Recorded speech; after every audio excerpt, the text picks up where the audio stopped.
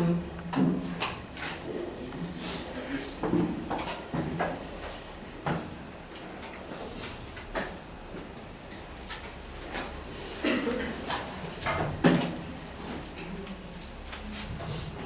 noite, pessoal. Boa noite. Pessoal aí no fundo me ouve bem? Bem, eu me considero um espírita relativamente novo, né? Então, eu procuro os temas assim que, quando eu cheguei na casa espírita, eu tinha muita dúvida, né? A gente já vai para o estudo, não dá tempo de aprender tudo, você tem que correr atrás com livros, com tudo mais, né? E a gente fica assim, com algumas respostas no alto, voando, você não tem certeza das coisas, porque não deu tempo de perguntar. E somos muitos espíritas assim, às vezes não sabemos responder nem para as nossas famílias o que a gente faz numa casa espírita, né? A gente não sabe responder qual é a diferença entre o espiritismo e uma outra religião, né? Então eu procurei trazer um tema assim, que esclarece algumas confusões, né? E eu recebi há um tempo atrás de um colega meu, espírita de Goiânia, foi até quem me colocou no caminho do espiritismo, e é uma carta aberta de um jornalista. Ele mandou uma carta aberta a toda a imprensa brasileira, esclarecendo algumas dúvidas, porque as reportagens que apareciam até um tempo atrás, hoje estão melhorando bastante, mas até um tempo atrás as reportagens apareciam muito confusas. Quem é do espiritismo e lia as reportagens, falava: meu Deus do céu, o cara não escreveu nada com nada. Isso só confunde as pessoas, traz divisões, né? Traz aquela má impressão, as pessoas segregam, porque não entendem, leram aquilo, entenderam do jeito que o jornalista escreveu, sem conhecimento, né? E passa a ser verdade, né? Escrito por um jornal, por uma revista Veja. Mas isso está mudando. Vocês são testemunha da última novela da Globo. A última novela da Globo foi orientada pelos diretores da Federação Espírita Brasileira, tá? Eu nunca vi uma novela tão, assim, bem básico, né? Tem que ser, até pelo horário. Mas teve muito boa orientação, não houve confusões quando aparecia o mentor, né? O umbral, os espíritos que apoiavam, falando de reencarnações, de vidas passadas, muito bem orientado. Ou seja, o diretor se preocupou em procurar alguém conhecedor da doutrina espírita para colocar a história do jeito que ela verdadeiramente é. E na sexta-feira, não sei se sexta-feira passada, alguns de vocês tiveram a oportunidade de ver o Globo Repórter, né? O Globo Repórter foi muito bom na sexta-feira. Não é porque falou da doutrina espírita, não, porque falou só da doutrina espírita, falou do Reiki, que não tem nada a ver com a doutrina espírita, falou da Umbanda, falou do Candomblé, falou de outras religiões, e foi muito esclarecedor. Está melhorando muito o nível de qualidade, de entendimento e das informações que se passam para as pessoas que não conhecem o espiritismo, possam realmente avaliar e se interessar. Tivemos um efeito tremendo. Na terça-feira, nosso reiki aqui, nossa palestra já tinha 30 pessoas, fora os trabalhadores da casa. E ao final da palestra que a gente começa o reiki, a gente distribui as fichas, sem muita pretensão, mas a capacidade de 24 atendimentos que a gente tem na terça-feira de aplicação de reiki, esgotaram-se ao final da palestra. Ou seja, todos que ficaram para assistir a palestra às 3 horas da tarde, os últimos ficaram até às 6h30, 15 para 7 da tarde para receber reiki. Por quê? Foram bem informados. Quando vieram na casa, sabiam o que vinham buscar, sabiam, já, claro, o Globo Repórter não foi tão completo assim, nem poderia, né? Não dá para passar tudo em tão pouco tempo. Mas as pessoas vieram, sabiam o que estavam recebendo, sabiam que ia ajudar. E isso é muito gratificante para a gente que está nesse caminho. né, do esclarecimento. Então eu vou ler a carta que ele mandou para os jornais. São comentários curtos que vai nos permitir interagir um pouco com vocês. Então ele escreve assim: partindo do princípio que o objetivo de toda jornalística ético é sensato e de informar bem, com coerência, honestidade, dignidade e imparcialidade, preocupando-se sempre com o indispensável conhecimento da causa que leva a reportar, venho apresentar-lhes uma contribuição em cima de um assunto que muitos profissionais do jornalismo, embora bem intencionados, terminam cometendo equívocos lamentáveis por inexplicável ignorância do assunto que compromete os seus nomes, bem como os seus veículos de comunicação, os jornais, as revistas. Né? Falo com respeito ao assunto espiritismo, tema este que invariavelmente é visto apenas no campo religioso, o que não é verdade. O que é mais lamentável, sempre enfocando com a afirmativa de conceitos absurdos, oriundos do achismo, e também de uma cultura criada na cabeça das pessoas pela intolerância e desonestidade religiosa. Não objetivo aqui defender crença ou fé nenhuma, porque não é isso que está em questão. Só quero mesmo prestar contribuição ao gigantesco segmento honesto do jornalismo, acerca de uma coisa como ela realmente é, e para que ele esteja melhor informado, sem a menor pretensão de querer fazer com que nenhum profissional o aceite, concorde com os seus postulados espíritas e muito menos se converta ao espiritismo. A gente, quando fala de alguém, tem que dar um nome, né?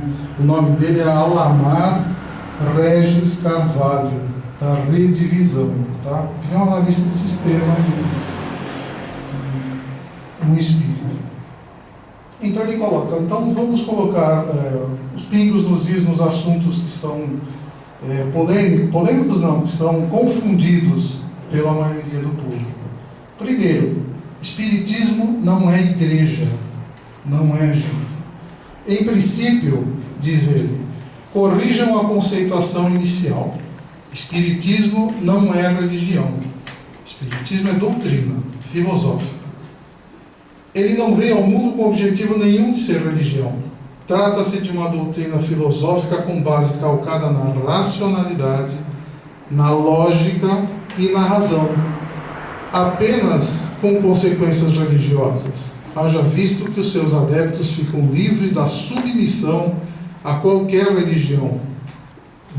Não é raro a gente ver gente que vai na missa no domingo e vem tomar um passe aqui na quinta-feira. Não tem nada demais. Não conflita, não precisa ir para casa se esconder ou não contar para ninguém. Não tem nada a ver uma coisa com a outra.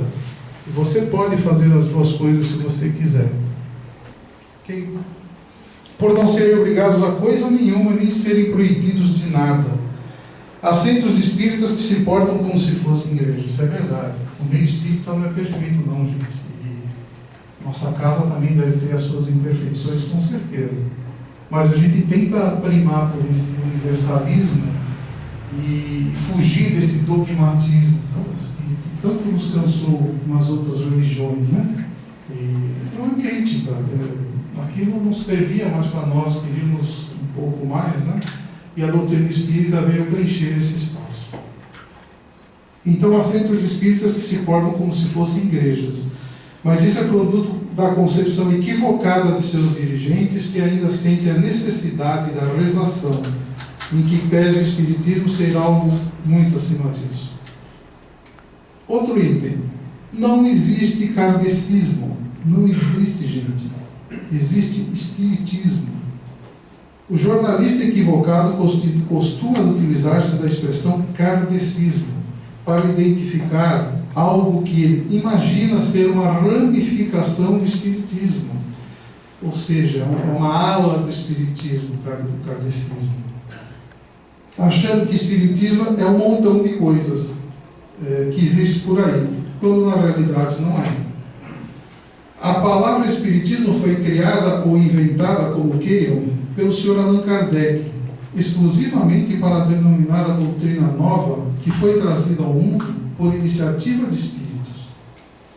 Por isso que ele assim chamou o Espiritismo. E que tem os seus postulados próprios. Portanto, qualquer crença ou prática religiosa que utiliza-se da denominação Espiritismo, fora dessa que se enquadre nos seus postulados de Allan Kardec, está utilizando indevidamente uma denominação, mergulhando no campo da confusão. Daí a verdade que o nome disso que vocês chamam de kardecismo, verdadeiramente é Espiritismo, simplesmente. Apenas para clarear o campo de conhecimento dos que ainda têm dúvidas em achar que candomblé, cartomancia, a leitura das cartas, né? Umbanda e outras práticas espiritualistas é espiritismo. Vai aqui uma pequena tabela que eu consigo passar para vocês só na leitura, exemplificando algumas práticas de alguns segmentos para apreciação daqueles que consideram relevante o uso da inteligência e do bom senso, a fim de se esclarecer e ser mais responsável. Então eu vou colocar assim para vocês, ele coloca numa lista o que o Espiritismo não faz, o que o catolicismo e a Umbanda fazem, para distinguir, porque a gente percebe, todo mundo coloca tudo no mesmo saco, e às vezes a gente tem que explicar. Eu não conheço todas as religiões, gente. Eu não sei explicar o que é Umbanda, como eu sei explicar um pouco do Espiritismo, um pouco do catolicismo que eu vivi. Não sei explicar o que é o candomblé na sua concepção. Então, quando a gente quer esclarecer o que é o Espiritismo, você se obriga a dizer o que são as outras, é muito difícil. Né? Então, ele colocou de uma maneira prática o que o Espiritismo não faz, vamos colocar assim, que é mais fácil. Não tem altar no Espiritismo. Isso aqui não é um altar, isso aqui é um púlpito que a gente tem que ficar um pouquinho mais alto para que vocês possam nos ver e nos ouvir. É só isso. Vocês podem ver palestras espíritas, é que nem um congresso de empresários, né? Aquela mesa grande, todo mundo sentado do lado, então não tem altar. O Espiritismo não tem altar. Não tem uso de imagens. Né? Aliás, o que ele coloca aqui, ele só está diferenciando, ele não está criticando em absolutamente nada, o que eu concordo. O uso de velas, não tem. O uso de incenso, não tem. Às vezes a gente coloca incenso no break porque é gostoso. Eu uso em casa incenso porque dá uma atmosfera gostosa. Não tem nada a ver com o ritual de se usar incenso para você se ligar a alguma coisa. Não tem nada a ver. Vestimenta e paramentos especiais. Não tem. Isso aqui é uma camiseta da casa só.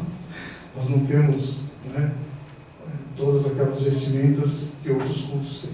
Obrigações aos seus praticantes, nenhuma. Vem aqui quem quer, quando quer, quantas vezes quiser. Né? E tem os que voltam sempre porque gostam. Né? Proibição aos seus praticantes, nenhuma. Não tem nenhuma. Porque é livre-arbítrio. O que a gente prega aqui é que você é responsável pelo que você faz. Então, se você é responsável pelo que você faz, não há por que te proibir de coisa alguma. Ajoelhar-se, sentar-se e levantar-se em seus cultos. Volto a dizer, não é crítica, ele só está diferenciando que uma filosofia faz e a outra não faz. Bebidas alcoólicas em seus cultos. Sacerdócio organizado, não tem. E o seu responsável ali são diretores da casa. Tem que ter alguém, né, que é o responsável. Eles têm mais conhecimento. Na doutrina espírita é assim. Quem tem mais conhecimento passa para os outros. Né? Por isso que eles são os diretores da casa. Eles têm mais experiência, mais estrada e estão ensinando para a gente, e a gente está aprendendo, ajudando os outros também. Sacramentos, não tem batismo. Como é que se fala? Depois de bater a confirmação do batismo? Crisma, né? Eu não sou crismado, fui batizado, não fui crismado. Casamento religioso e batizado, não tem. Ramatiz diz nos seus livros que não há problema nenhum. Tem gente que fala, pô, eu sou espírita, as mulheres principalmente, mas eu quero casar de noiva. Eu quero entrar na igreja tocando trombeta e Ave Maria. Eu quero, eu gosto, eu sonho com isso. Colocaram na cabeça a vida inteira que isso que é legal. Não tem problema nenhum fazer. Só que não vai ter uma casa espírita com as cadeiras afastadas para não ir entrar. Não tem ritual no espiritismo. E não é virtude, nada, só não tem. E o ritual às vezes faz a gente se tornar dogmático, né? Então não tem batismo, não tem guia batismal. Tá? Se você quer batizar o seu filho, fazer uma festa de batismo, batisma na igreja católica ou na igreja da sua família, protestante, seja lá o que for. Curte a festa, não tem nada demais, não é pecado, ninguém vai debochar só o que você está fazendo. Os espíritas vão debochar porque a gente está fazendo isso. Não. Você gosta daquilo, aquilo faz parte de você, da sua cultura, da sua família, não tem problema nenhum em se fazer. Mas no espiritismo não tem. Quando você vir aqui e falar, vem trazer meu filho para batizar. Não vai dar. Amuletos, patuás, escapulários e penduricários, não tem. Hinos e cantarolas, também não tem. E crença na existência de Satanás. O espiritismo não tem, a gente sabe que existem espíritos inferiores, não existe uma entidade só capaz de abraçar todo o mal, né? Então, são as coisas que diferenciam das outras filosofias. O espírita não tem a menor pretensão de diminuir ou desvalorizar o adepto da Umbanda, que por sua vez tem também a sua denominação própria, que é Umbanda, e não Espiritismo, que põe tudo no mesmo saco, né? Apenas quer deixar claro que Espiritismo é Espiritismo, Umbanda é Umbanda, assim como Catolicismo é Catolicismo e Protestantismo é Protestantismo. Aliás, Espiritismo, se você for falar, bom, tem semelhança com qual religião? Católico, né? O Espiritismo é cristão, é o Evangelho de Jesus, né? Mas, então é igual? Não é igual. Catolicismo é catolicismo, Espiritismo é Espiritismo. Porque a Igreja Católica tem os cultos, tudo que a gente fala que o Espiritismo não tem, né? Então é parecido, mas não é igual. Então não dá para botar no mesmo saco. É só para separar as coisas. Allan Kardec não inventou o Espiritismo. Allan Kardec não inventou espiritismo nenhum. A proposta veio de espíritos através de manifestações espontâneas, consideradas como fenômenos na época. Os fenômenos das mesas girantes, mais ou menos em 1850 na França, que deu até moda, né? Os médiuns estavam começando a aparecer, a se manifestarem, né? Através de manifestações espontâneas, consideradas como fenômenos na época. E ele, que nada tinha a ver com aquilo, ele nem sabia. Convidaram ele para assistir uma mesa girante. Ele era um cientista, um pedagogo, um professor. Então, pela sua condição, tais fenômenos nas casas, oportunidade que foi convidado pelos espíritos, nas mesas que ele participava, ele foi convidado através dos médiuns, pelos espíritos, para codificar. Oportunidade que foi convidado pelos espíritos, pela sua condição de pedagogo e educador criterioso, a organizar aqueles ensinamentos, que eram novos na época, né? Em livros e disponibilizar para a humanidade. Ele foi tão honesto que, não sei se muita gente sabe também, muita gente pensa que Allan Kardec psicografou as obras básicas. Nem médium ele não era, tá? Nada, não era médium, evidência, nada. Ele codificou, foi estudando as mesas girantes, separando o que servia e o que não servia, e escreveu de maneira organizada as obras básicas da codificação espírita. Ele foi tão honesto e consciente que a obra não era de sua autoria, que evitou colocar o seu nome famoso na Europa antiga. O nome correto de Allan Kardec era Denisard Rivail. Esse é o nome de Allan Kardec. Ele, para não colocar, porque ele vendia muito livro como pedagogo, ele era um pedagogo famoso, então ele não quis, porque a obra era dos espíritos, não foi ele que escreveu, ele só codificou. Então ele usou o pseudônimo de Allan Kardec, que acabou ficando mais popular. Então, como autor do livro, ele preferiu utilizar um pseudônimo. É bom que se saiba que o tal professor Rivail é um autor famoso de livros didáticos e que tudo que parecia com seu nome vendia muito, não apenas na França, como em toda a Europa. Atentem para o detalhe. os espíritos optaram por um pedagogo, um professor, e não um padre, um religioso, ou sei lá, um médium especial, alguma coisa assim, o que nos convida a entender que o Espiritismo é escola e não igreja. Sobre a reencarnação, não é patrimônio exclusivo do Espiritismo e não foi inventado pelo Espiritismo a reencarnação, posto que é algo conhecido pela maior parte da humanidade por milênios.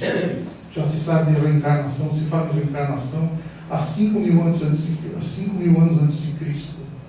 Né?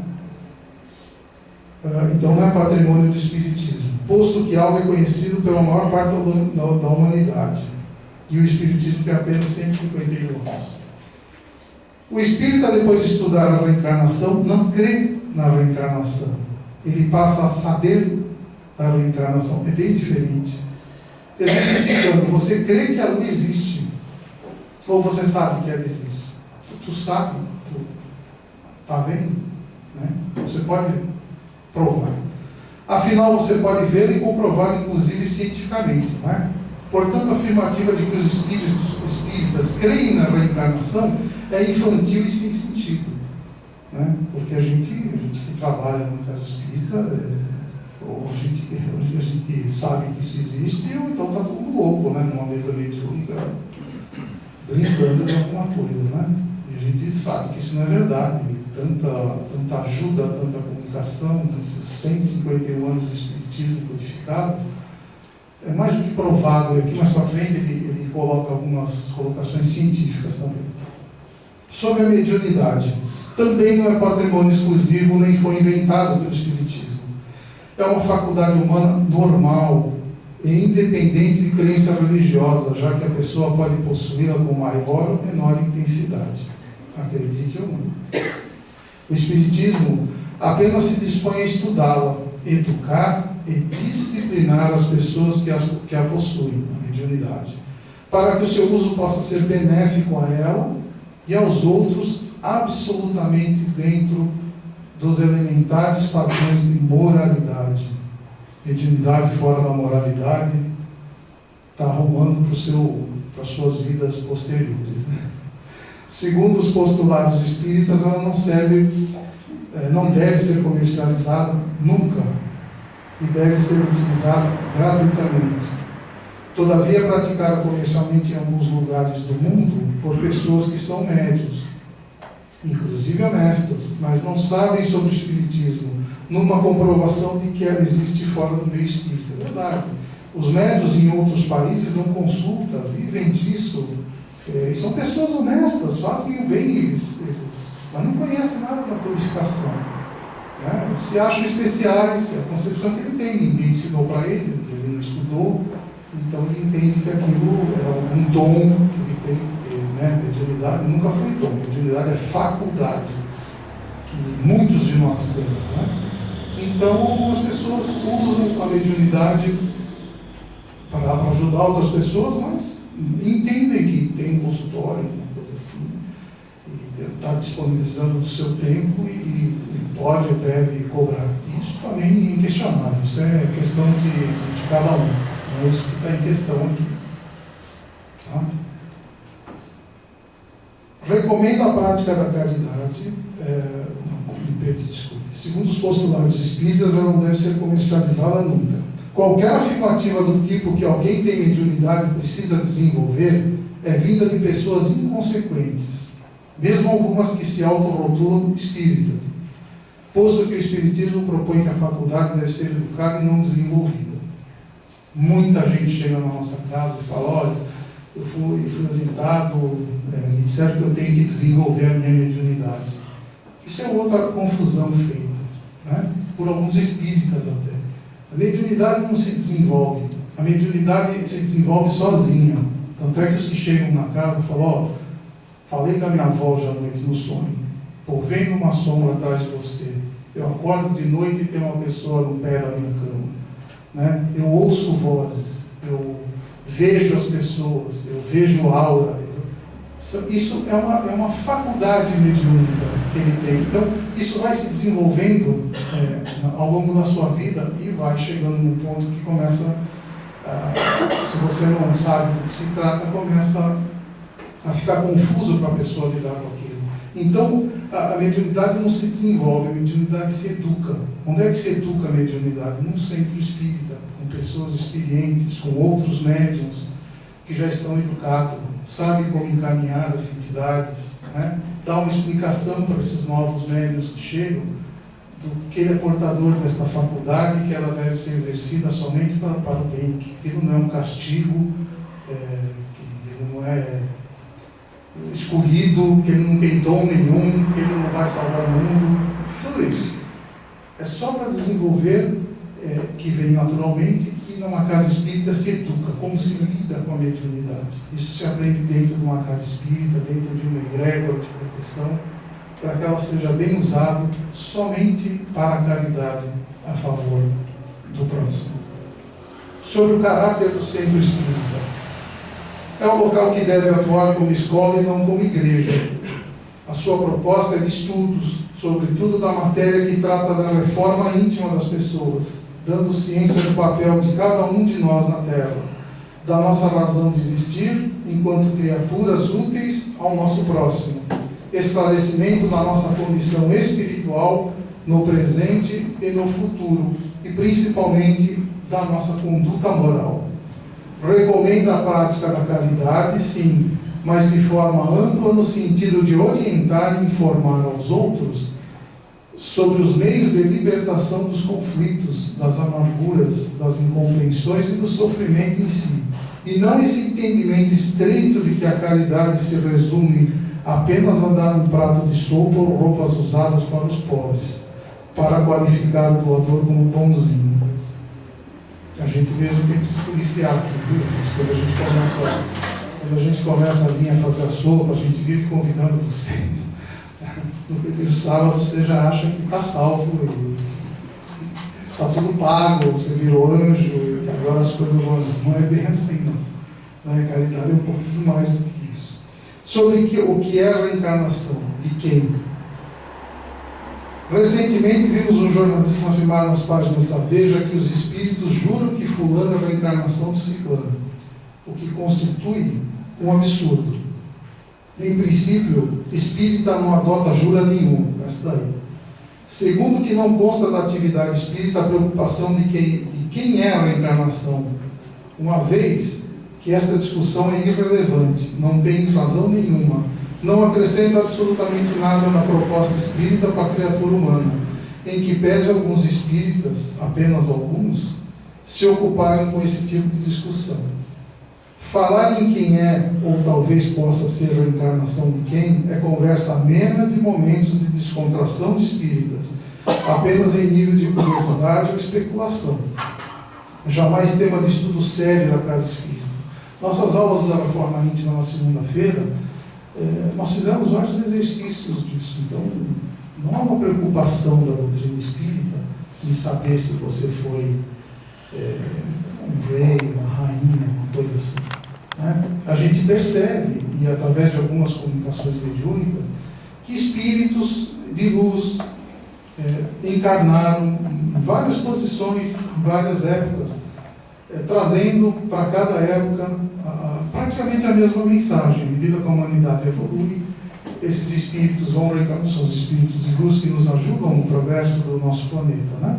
Então, eles reencarnam e vem passando a mensagem até que ela entre na cabeça da gente. Mas isso não é... A gente não tem fixação para saber quem foi quem. Isso pouco importa. Eu tive a oportunidade de fazer uma palestra sobre Ramatiz.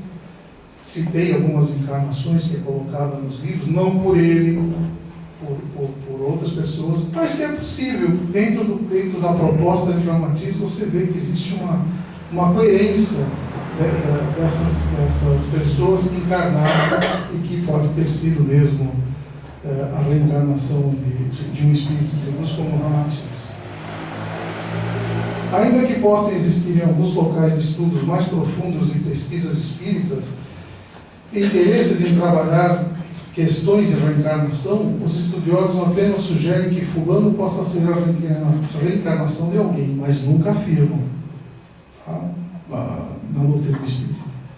apesar de evidências marcantes, como eu acabei de falar, das características do espírito ao longo das suas encarnações, e inquestionáveis às vezes, quando a condução da pesquisa é séria e criteriosa. Então a gente, claro, acredita em vidas passadas, na apometria a gente trata, é uma parte do tratamento apométrico, as vidas passadas, mas a gente sempre tem um cuidado. Quem já veio aqui na quarta-feira sabe, a gente insiste, bate, que a apometria não é turismo em vidas passadas, não é. Tem gente que vem aqui para saber exclusivamente o que foi. Se ele foi rei, ele nunca quer saber. Depois, quando a gente fala, ele fica preocupado. Você não foi nada disso. Você matou, você foi general, você abusou das pessoas. Então, não é. Quando se fala em vidas passadas, eu vi isso na TV essa semana.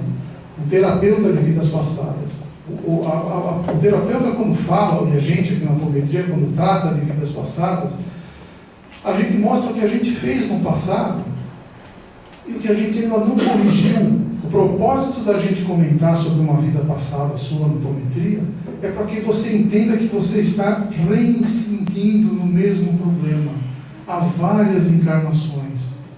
Então não interessa em que posição você estava. Você foi ruim como rei, como esposa, como rainha, como general, como escravo.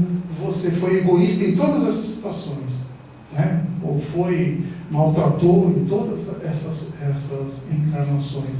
Então, o propósito é mostrar que você está reincidindo no erro e que agora que você tem o esclarecimento da doutrina espírita, nós como espíritos da humanidade já evoluímos o suficiente para entender, a gente pode cortar esse ciclo de erros pregressos de tantas vidas, né? Porque às vezes a gente numa apometria vê que a pessoa estava incidindo no mesmo erro durante 20 vidas, que na apometria já é até pouco, né?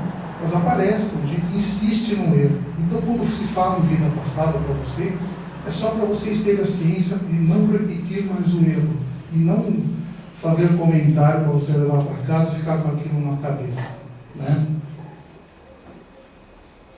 Mesa branca, isso é outra confusão bem grande. Não existe espiritismo mesa branca, auto-espiritismo, baixo espiritismo ou qualquer ramificação do espiritismo, que é uma coisa só.